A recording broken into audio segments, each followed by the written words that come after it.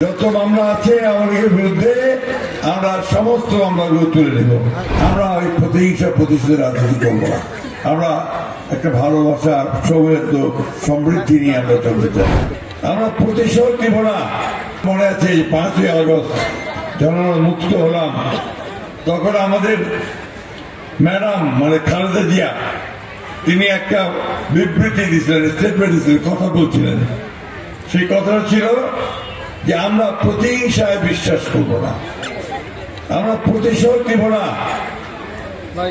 আমরা ভালোবাসা এবং প্রেমের মধ্য দিয়ে রাজনীতি করতে চাই। আমি সেই কথাটা আবার আজকে আপনাদেরকে বলতে চাই যে আমরা কোনো প্রতিশোধের রাজনীতি করতে চাই না। আওয়ামী লীগ যেভাবে মামলা করতে আমরা সে মামলা করতে চাই না। যদি মামলা হয়ে থাকেও আমি আপনাদেরকে কথা দিচ্ছি সমস্ত মামলা তুলে নেওয়া হবে। যত মামলা আছে আমাদের বিরুদ্ধে আমরা সমস্ত মামলাগুলো তুলে নেব। ঠিক আছে, তুলে নেওয়া হয়েছে। হ্যাঁ, আমরা ওই প্রতিহিংসা প্রতিশোধের রাজনীতি করবো না। আমরা একটা ভালোবাসা, সৌহার্দ্য, সমৃদ্ধি নিয়ে আমরা চলতে চাই। বন্ধুগণ, আপনার নির্বাচন হবে। কিসের নির্বাচন? এমপি ইলেকশন হবে, পার্লামেন্টের মেম্বার নির্বাচন, জাতীয় সংসদ এখানে তৈরি হবে। অর্থাৎ 300টা আসন আছে, 300টা আসনে ভোট দিয়ে আমাদের পার্লামেন্ট তৈরি হয়। যারা আমাদের দেশের জন্য আইন তৈরি করে, যারা দেশ পরিচালনা করে, তাদের মধ্যে থেকে সরকার তৈরি হবে। সেই সরকারটা আমাদের সমস্ত কাজ কাম তারা দেখাশোনা করবে দেশে। এই পার্লামেন্ট এত আপনার অত্যাচারী, নির্যাতনকারী হয়ে উঠলো এবং 15টা বছর শাসন করলো। 3টা নির্বাচন আমাদেরকে করতেই দিল না, সব কিছু নিয়ে চলে গেল পুলিশ দিয়ে, তাই না? আপনারা ভোট দিতে পারছিলেন? ওই আগের রাজ্যে তো ভোট হয়ে যাচ্ছে। আবার আমাদের আপনার একটা ছেলে আমার আগেই ভোটের আগেই সে ঘোষণা করলে সবাই নির্বাচিত হয়ে গেছে। আর শেষ নির্বাচনটা তো আমাদেরকে পুলিশের বাইরে জেলের মধ্যে ঢুকাই দিল। এই 2024 সালে যে নির্বাচন হয়েছে আমরা সবাই তখন জেলে। আমি 11 বার জেলে গেছি, হিসাব করে প্রায় 3 বছর হয় জেলের মধ্যে থাকছি। এরকম অনেকেই বন্ধুগণ, আমার ম্যাডাম খালেদা জিয়া তিনি প্রায় 6 বছর, 2 বছর জেলে, 2 বছর হাসপাতালে, আর 2 বছর গৃহবন্দী অবস্থায় থাকে। আমাদের নেতা তারেক রহমান সাহেব যে দেশ থেকে তাড়াই দিচ্ছে, সেই ইংল্যান্ডে গিয়ে উনি কোন রকমে যান বাঁচিয়েছেন। ওইখান থেকে উনি আবার ইনশাল্লাহ সামনের ডিসেম্বর মাসে ফেরত আসবেন বলে আমরা আশা করতে পারি। বন্ধুরা, এই অবস্থাটা আমাদের তৈরি করছিল, তার জন্য তারা কিন্তু সেটা পে করছে, অর্থাৎ তার জনগণের কাছ থেকে জবাবটা পাই গেছে। সে জবাবটা কি দিয়েছে? জনগণ তাদেরকে তাড়া করে ঢাকা শহর তো গণভবন, পুলিশ, মিলিটারি কোনো কিছু ঠেকাবো পারে নাই। পাবলিকের ছাড়ায় একে পাড়ায় চলে গেছে, দিল্লি চলে গেছে না? দিল্লিতে গিয়ে কিছু উনি ওরা শান্তিতে নেয়। কেমন করে বাংলাদেশের মানুষের আরো অত্যাচার করবে, নির্যাতন করে ওই পরিকল্পনা করতেছে যে 13 তারিখে বলে লকডাউন হবে। আর তার জন্য অন্ধকারের মধ্যে এসে কয়েকটা বাস্তা পুড়ে দিচ্ছে যে ভয় দেখা যায়। আর ভয় দেখায় তো 15 বছর শাসন করতো, কিন্তু শেষ পর্যন্ত কি পারছো? আমরাও বলছি, শেখ হাসিনাকে বলতে চাই, আর ওইসব পাগলামি করেন না। ওই অত্যাচার, নির্যাতন করে অতীতে শাসন করতে পারেননি, সামনে ভয় দেখায় শাসন করতে পারবেন না। বরঞ্চ বাংলাদেশের জনগণের সামনে 2 হাত তুলে মাপ চান, বলে যে যা করছি ভুল করছি, ছেলেগুলোকে গুলি করে মারছি, ভুল করেছি, আমাকে আপনারা মাফ করে দিবেন। কেউ বাদ চায়নি ভাই।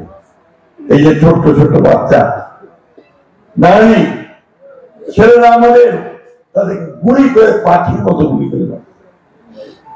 একটা বাচ্চা মেয়ে, সে জানলা ধরে আছে, কি দেখতে গেছে, মিছিল দেখতে গেছে, ওকেও গুলি করে মারছে। এই ফাঁসে পড়ছে। আপনাদের এখানকার তিনি বাসিন্দা এবং এখন রিটায়ার করছেন, তাই না?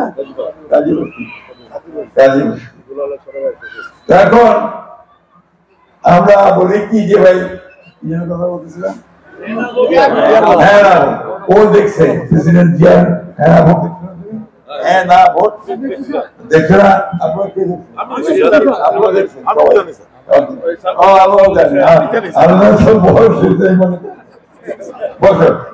প্রেসিডেন্ট জিয়ার হানা ভোট এটা আমরা দেখছি তারপরে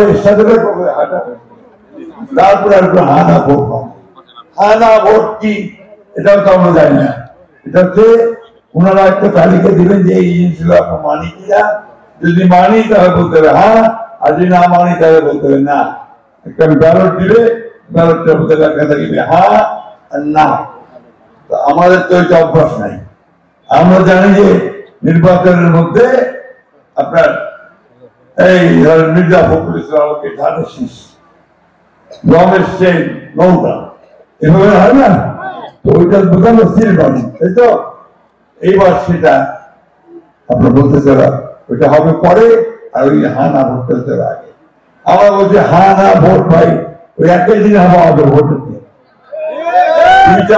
দুইটা ব্যালট থাকবে একটা ব্যালটের মধ্যে হা না আর একটা ব্যালটের মধ্যে সিল মারা দেখে আমার পছন্দ তাই না এটাই আমরা বলি আমরা বাংলাদেশে সত্যিকার অর্থে একটা নতুন বাংলাদেশ তৈরি করতে চাই আমরা আওয়ামী লীগের খুব ভয়াবহ দিনগুলোকে চাই না আমরা চাই যেখানে একটা সুখে শান্তিতে মানুষরা বাস করুক সেই ধরনের একটা আমরা চাই আমাদের নেতা তারেক রহমান সাহেব বলেছেন যে আপনাদের ভোটে যদি বিএনপি নির্বাচিত হতে পারে সরকারে যেতে পারে তাহলে 15 মাসের মধ্যে 1 কোটি মানুষের কাজের ব্যবস্থা করা হবে 1 কোটি মানুষের কাজের ব্যবস্থা করা হবে আর একটা কি যেটা এর আগে বললাম ফ্যামিলি কার্ড আপনার ফার্মার্স কার্ড এগুলোর ব্যবস্থা করা হবে আর একটা কথা আমি হিন্দু ভাই বোনদের বলতে চাই আপনারা সবসময় একটা আতঙ্কের মধ্যে থাকেন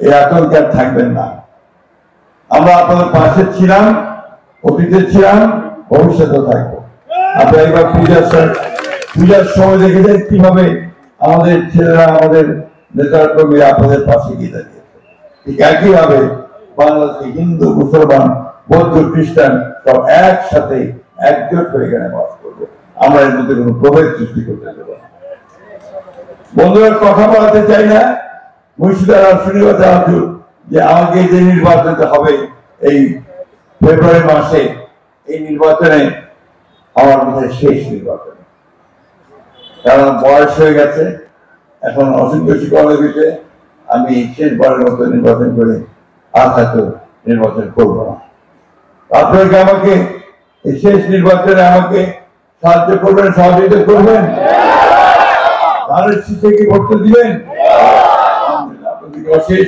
অশেষ ধন্যবাদ আমি যদি আপনাদেরকে কথা দিতে পারি যে আমি যতদিন বেঁচে আছি আপনাদের সঙ্গে অতীত যেমন ছিলাম ভবিষ্যতে তখন থাকবো আপনাদের সুখে দুঃখে আমি অবশ্যই থাকবো এলাকার উন্নয়ন আমি আপনাদের সঙ্গে থাকবো আপনাদেরকে অনেক ধন্যবাদ আমি বক্তব্য শেষ করছি